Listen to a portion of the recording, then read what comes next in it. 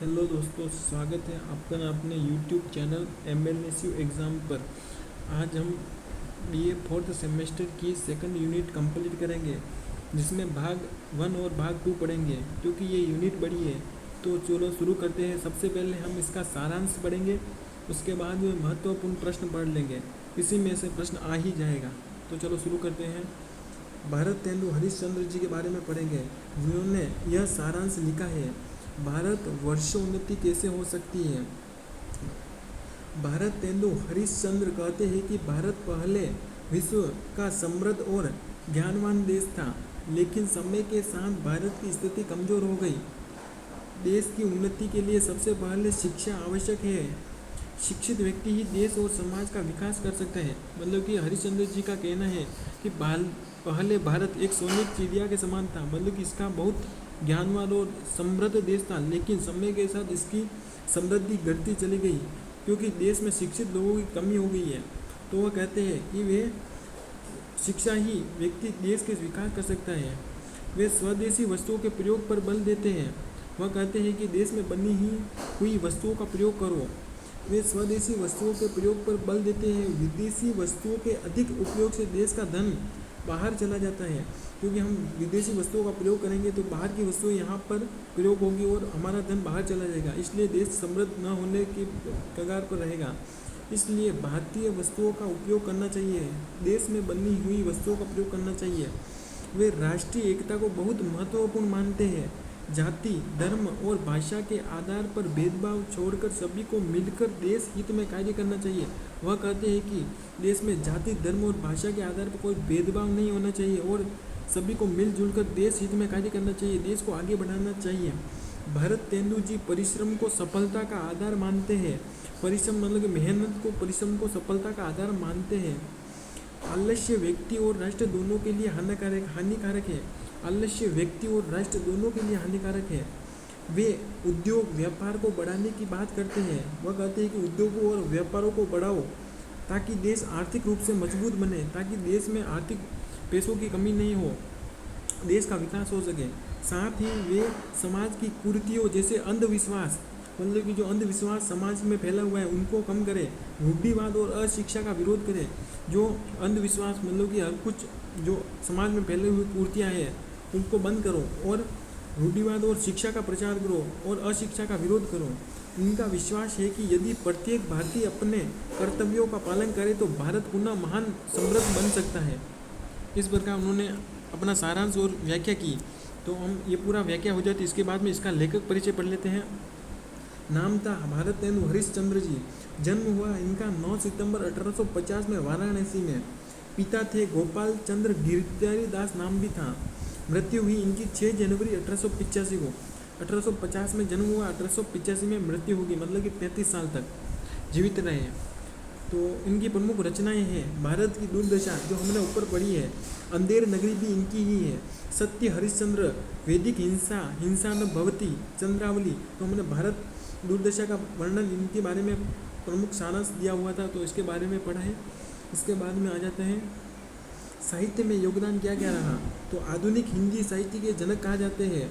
आधुनिक हिंदी साहित्य के जनक किसे कहा जाता है, तो भारत तेंदु हरिश्चंद्र जी को। हिंदी गद्य और पत्रकारिता के विकास में महत्वपूर्ण योगदान रहा। राष्ट्रभक्ति एवं समाज सुधार के प्रबल समर्थन थे। उन्होंने कहा है कि जाति धर्म पर कोई भेदभाव नहीं करे। हिंदी भाषा के प्रचार प्रसार में विशेष योगदान रहा है भारत तेंदु हरिश्चंद्र जी का। तो इसके बाद में इनके महत्वपूर्ण प्रश्न पढ़ लेते हैं, जो परीक्षा की दृष्टि से महत्वपूर्ण है। प्रश्न 1, भारत तेंदु के अनुसार भारत की उन्नति के मुख्य साधन क्या क्या है। मतलब कि भारत की उन्नति किस प्रकार हो सकती है। तो सबसे पहले उन्होंने कहा है शिक्षित देश होना चाहिए, शिक्षा को महत्वपूर्ण दीक्षा देनी चाहिए। स्वदेशी वस्तुओं का प्रयोग करना चाहिए, देश में बनी वस्तुओं का प्रयोग करना चाहिए। राष्ट्रीय एकता, मतलब कि धर्म और जाति के भेदभाव नहीं होने चाहिए, सभी को मिलजुल कर और एकजुट रहना चाहिए, एकता में शक्ति होती है। उद्योग और व्यापार बढ़ाने चाहिए, परिश्रम करना चाहिए, मेहनत करनी चाहिए। और समाज सुधार, मतलब कि समाज में फैली अंधविश्वास की बातों पर विश्वास नहीं करना चाहिए और उन कुरीतियों का विरोध करना चाहिए। इसके बाद में दीर्घ लघुरात्मक प्रश्न आ जाते हैं कि भारत वर्षोन्नति कैसे हो सकती है, निबंध की प्रस्तुत व्याख्या कीजिए। तो उत्तर लिखने की मुख्य बिंदु है सबसे निबंध का परिचय, शिक्षा का महत्व, स्वदेशी का महत्व, राष्ट्रीय एकता, उद्योग एवं व्यापार करो, समाज सुधार, उपसंहार। तो इसका निबंध हम ऊपर जो सारांश में पढ़ा है वही इसका निबंध विस्तृत व्याख्या है। इसके बाद में आ जाता है सेकंड यूनिट भाग 2। इसी सेकंड यूनिट का भाग 2 निबंध की विस्तृत व्याख्या। सबसे पहले हम सारांश पढ़ेंगे, उसके बाद में बालकृष्ण जी के बारे में पढ़ेंगे। तो बालकृष्ण जी भी एक भारतेंदु हरिश्चंद्र की तरह ही एक कवि थे, इन्होंने इस सारांश का वर्णन किया है, मतलब कि साहित्य के बारे में। तो बालकृष्ण भट्ट का मानना है कि साहित्य किसी भी समाज के हृदय का दर्पण है, मतलब कि साहित्य जो हिंदी साहित्य है वह किसी भी समाज के हृदय का दर्पण है। जो जिस समाज का साहित्य श्रेष्ठ होता है उस समाज के विचार, संस्कृति और चरित्र भी उच्च होते हैं। जिस समाज में साहित्य का महत्व होता है वहाँ समाज भी अपने विचारों से प्रबल होता है, समृद्ध होता है, संस्कृति समृद्ध होती है, पालन किया जाता है, चरित्र भी उच्च होता है। वे कहते हैं कि साहित्य केवल कहानियों, कविताओं या नाटकों का संग्रह नहीं है, बल्कि यह मनुष्य के भावों, विचारों और अनुभवों का भी अभिव्यक्ति है। उनका मानना है कि साहित्य मनुष्य में प्रेम, दया, करुणा, सहानुभूति, त्याग, सत्य और नैतिकता जैसे गुणों का विकास करता है। साहित्य पढ़ने से हमें किसी के मन में प्रेम आता है, किसी को दया आती है, करुणा, सहानुभूति, त्याग, सत्य और नैतिकता का भाव उत्पन्न होता है।